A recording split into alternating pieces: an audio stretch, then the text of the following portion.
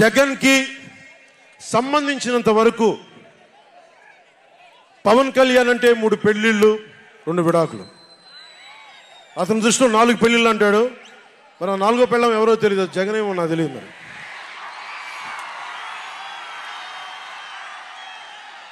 నాకు ఇదే విసుగొస్తుంది. జగన్ లేని 4వ పెళ్ళం అంటే నువ్వేరా.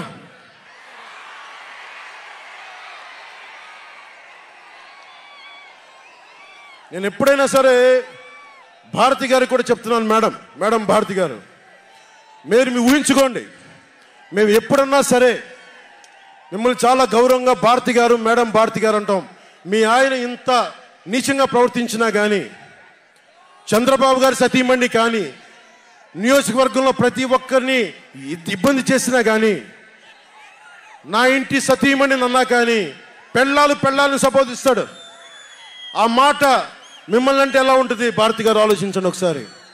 నాకు తెలుగు వచ్చాడు, నేను పెద్ద ఇంగ్లీష్ మీడియం చదువుకున్న వ్యక్తిని కాదు, నాకు చాలా భాష వచ్చు, కానీ సంస్కారంగా ఉండదని మాట్లాడినంతే.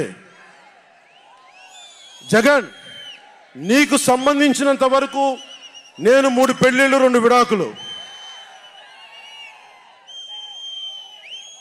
పవన్ కళ్యాణ్ అంటే జగన్ చెప్తున్నా విను. పవన్ కళ్యాణ్ అంటే ఆంధ్రప్రదేశ్ ప్రజల భవిష్యత్తు. పవన్ కళ్యాణ్ అంటే ఈ దేశపు యువత కాలంలో. పవన్ కళ్యాణ్ అంటే కన్నీళ్లు తుడిచే చెయ్య. పవన్ కళ్యాణ్ అంటే అర్ధరాత్రి పరిగెత్తుకుంటా వచ్చి ప్రాణాపాయంలో ఉన్న 108 అంబులెన్స్. పవన్ కళ్యాణ్ అంటే ఆడబిడ్డలకి రక్షణగా ఉండి చేతికి కట్టే రాఖీ. పవన్ కళ్యాణ్ అంటే పెద్దోళ్ల భుజం మీద ఉన్న కండువ, గర్వంతో ఎగిరే జాతీయ జెండా. పవన్ కళ్యాణ్ అంటే పవన్ కళ్యాణ్ అంటే నిన్ను నట్టేటను ముంచే తుఫాన్. గుర్తుపెట్టుకో, నిన్ను అధాపాతాళానికి తొక్కే వామనుడి పాదం పవన్ కళ్యాణ్ అంటే. గుర్తుపెట్టుకో. ఇందాక చెప్పాను కదా, ఒక్కడి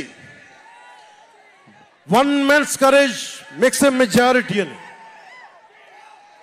ఒక అర్ధరాత్రి కికారణ్యంలో అడవులు, సింహాలు, పులులు, తోడేళ్లు, గుంటనక్కలు తిరిగే చోట ఒక్కడు వెలిగించిన కాగడ అడవిని జయిస్తుంది.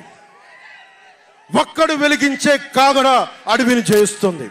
ఒక్కడి ధైర్యం